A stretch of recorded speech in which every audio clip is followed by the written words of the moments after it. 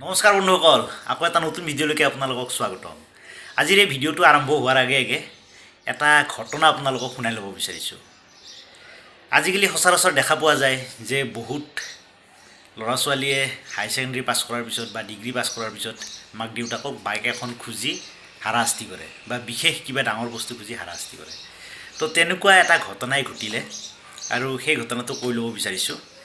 এজন ল'ৰাই higher secondary pass কৰিলে। পাছ কৰাৰ পিছত দেউতাকক ক'লে যে মোৰ লগৰ ল'ৰাবিলাকে কলেজত ইমান সুন্দৰ সুন্দৰ বাইক লৈ যায়, KTM এই আৰু বাকী যিবিলাক বুলেট তেনেকুৱা ডাঙৰ দামী দামী বাইক লৈ যায়, অথচ মই এই বাছত অটো ৰিক্সাত এনেকৈ যাব লগা হয়। গতিকে দেউতা মোক এখন এইবাৰ বাইক লাগিব, তেতিয়াহে মই কলেজত যাম।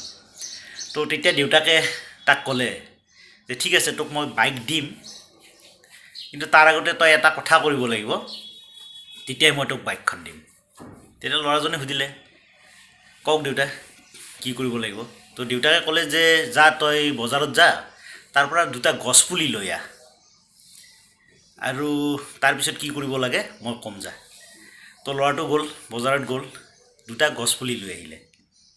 তাই দেউতাকে ক'লে যে এই দুইটা গছপুলি তই 1 বছৰ ধৰি প্ৰতিপাল কৰিব লাগিব আৰু ভালকৈ ডাঙৰ দীঘল কৰিব লাগিব গছপুলি দুডালক। কিন্তু তাৰ আগতে এটা কথা কৰ, এডাল গছপুলি আমাৰ ঘৰৰ ওচৰতে ৰু, আৰু আনডাল গছপুলি আমাৰ যে খেতি পথাৰ আছে তাত ৰুই আহ যা। তো ল'ৰাটোৱে কথামতে কাম কৰিলে। তাৰপিছত নেক্সট দিনাৰ পৰা ল'ৰাজনে প্ৰতিপাল কৰাত লাগি গ'ল। কিন্তু গমেই পায় কিছুমান ল'ৰা ছোৱালী অকণমান এলেহুৱা থাকে। তো সি ভাবিলে যে ঘৰৰ ওচৰৰডাল ইমান ওচৰতে আছে, এইডালকে অলপ ভালকৈ প্ৰতিপাল কৰোঁ, আৰু সেই পথাৰৰ মাজত ক'ত আৰু সদায় যাম, হ'ব দে মাজে মাজে সেইডাল গৈ কিনে চাই আহিম। তো সি ঘৰৰ ওচৰৰ যিডাল গছপুলি সেইডালক ভালকৈ প্ৰতিপাল কৰাত লাগিল, কাৰণ দেউতাকক ইমপ্ৰেছ কৰিব লাগিব, তেতিয়া সি বাইক পাব।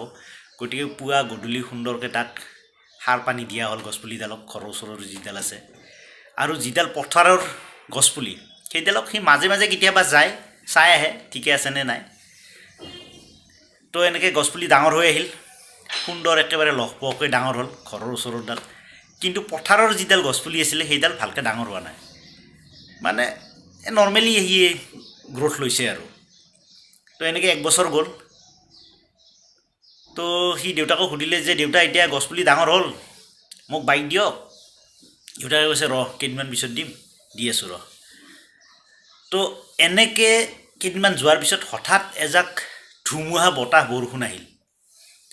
তো ৰাতিপুৱা শুই উঠি দেখা পালে যে ঘৰৰ ওচৰৰ যিডাল গছপুলি সেইডালটো সেই ধুমুহাত পূৰা বাগৰি গৈছে।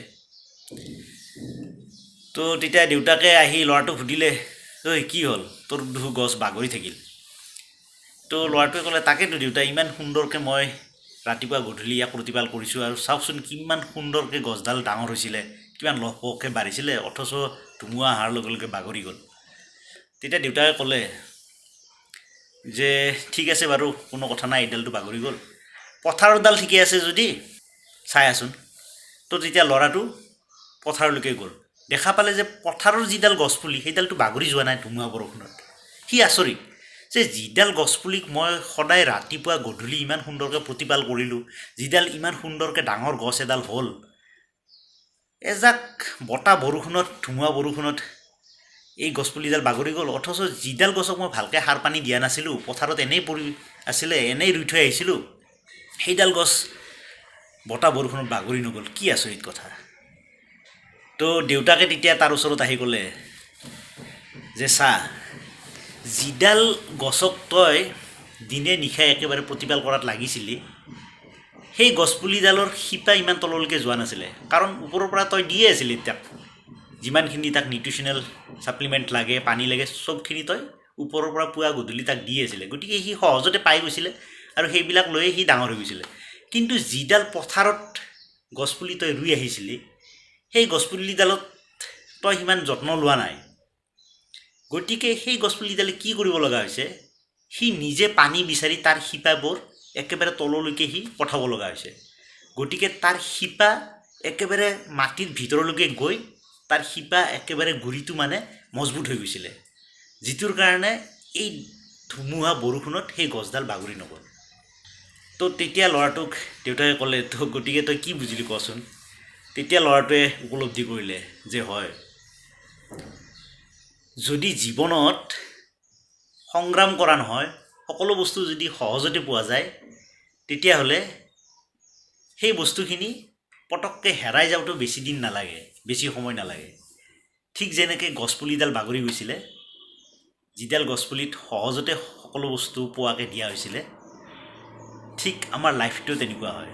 সেইকাৰণে অভিভাৱকসকলে সদায় ল'ৰা ছোৱালীক প্ৰতিপাল কৰোঁতে সেই উঠি অহা ল'ৰা ছোৱালীৰ যাতে গুৰিটো মজবুত হয় তাৰ ওপৰত বেছি গুৰুত্ব দিব লাগে, না কি তাক এনেই এক্সট্ৰা মৰমতে বেছি লালন পালন কৰি বিপথে পৰিচালিত কৰিব নালাগে। সদায় গুৰিটো মজবুত হোৱাত গুৰুত্ব দিব লাগে, যাতে জীৱনত যিমানে ডাঙৰ ধুমুহা নাহক কিয় সি যাতে বাগৰি নপৰে, ঠিক পথাৰৰ গছপুলিডালৰ দৰে। গতিকে যেতিয়া এজন ল'ৰা ছোৱালী ডাঙৰ হৈ আহিব, জীৱন যুদ্ধত নামি পৰিব, সেই জীৱন যুদ্ধত জয়ী হোৱাৰ কাৰণে তেওঁলোকৰ যিটো বেছিক, যিটো মূল ভেটি, সেই ভেটিটো ষ্ট্ৰং হোৱাত বেছি গুৰুত্ব দিব লাগে, না কি বাহ্যিকতাৰ ওপৰত বেছি গুৰুত্ব দিব লাগে। বন্ধুসকল, আজি ভিডিঅ'টো এইখিনি আছিলে। যদি ভিডিঅ'টো চাই আপোনালোকৰ ভাল লাগিল তেতিয়াহ'লে প্লিজ লাইক কৰিব। তো আজিলৈ এইখিনিতে শেষ কৰিছোঁ। ধন্যবাদ।